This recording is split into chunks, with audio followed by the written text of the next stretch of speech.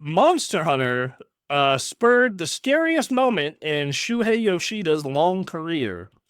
Former president of Worldwide Studios for Sony Interactive revealed that Nintendo and Xbox orchestrated the two scariest moments of his, I believe, 30-year career at PlayStation, almost 30 years. He told MinMax in an interview saying that the release of the Xbox 360 1 year before PS3 was very, very scary, as those who considered waiting for Sony's console would be well behind in tasting the next generation of games. But the other biggest shock is when Nintendo had an announcement that Monster Hunter 4 was going to be a 3DS exclusive. Monster Hunter was a colossal hit on the PSP. It had two exclusive games.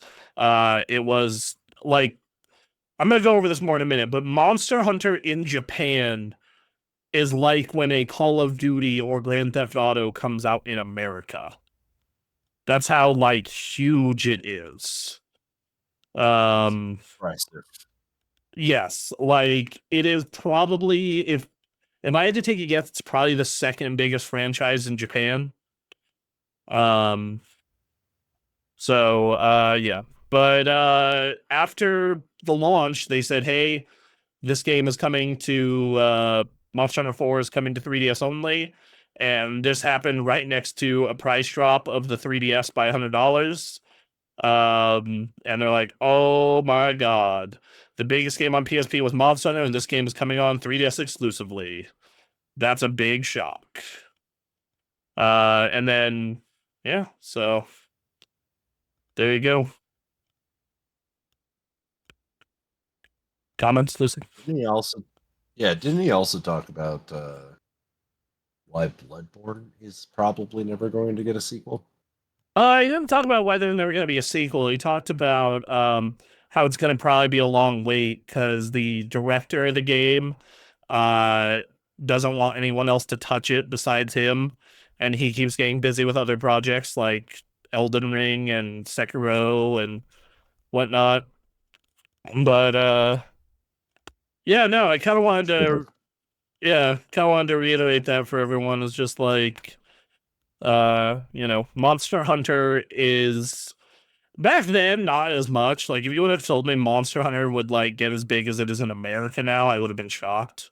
I'd have been like, no way, this game's too weird and obtuse for US audiences. Like they're not gonna catch on to it. But that they made some changes with Monster Hunter World on the PS4, and it is now like Capcom's second biggest franchise worldwide behind Resident Evil. Like it's absurdly huge, and like so much so to like it like drops productivity in Japan. Like it's crazy. The only bit. So if you're ever curious, do you know what the biggest game franchise is in Japan? Actually,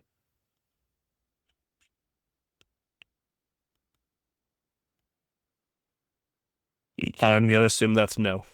No, I do not. I was like, It did not pick up on your microphone. Oh, So the biggest franchise in Japan is Dragon Quest. So much so that the Dragon Quest, the Japanese government has requested Dragon Quest games not come out on a weekday because it affects productivity too much.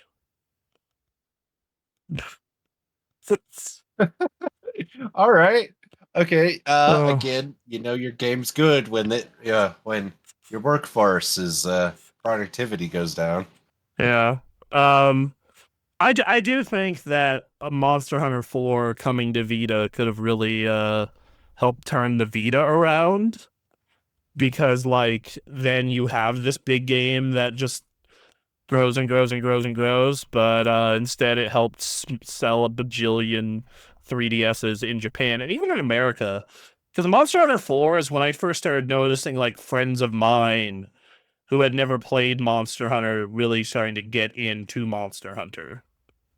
Like it went from like, oh, this is like what the weeaboos play, to starting to hit mainstream. Um, Kind of an interesting little thing there with it, you know.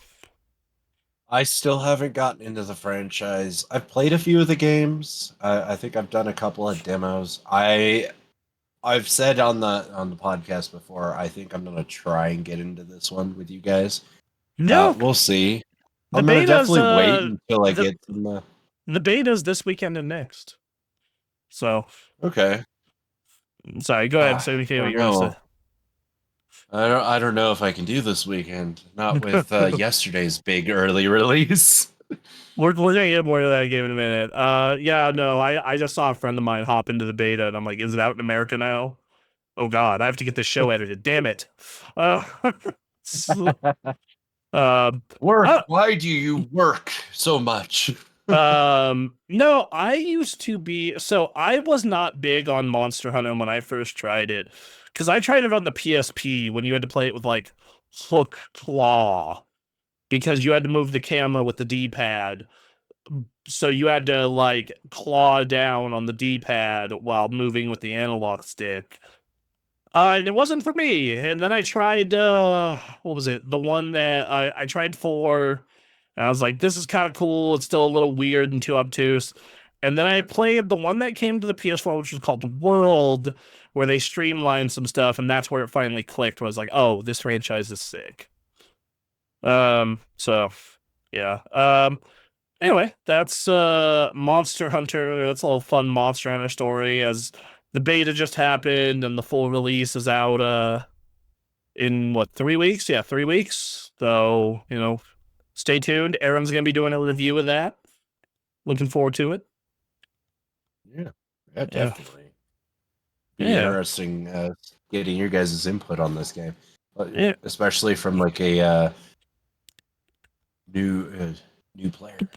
Yeah, like Aaron and I are both very new to the franchise overall, so any of the takes that we have on it in his full video review or like here or there on the Friday show is gonna be like very much, like new player centric, like people who do not know every last thing about Monster Hunter.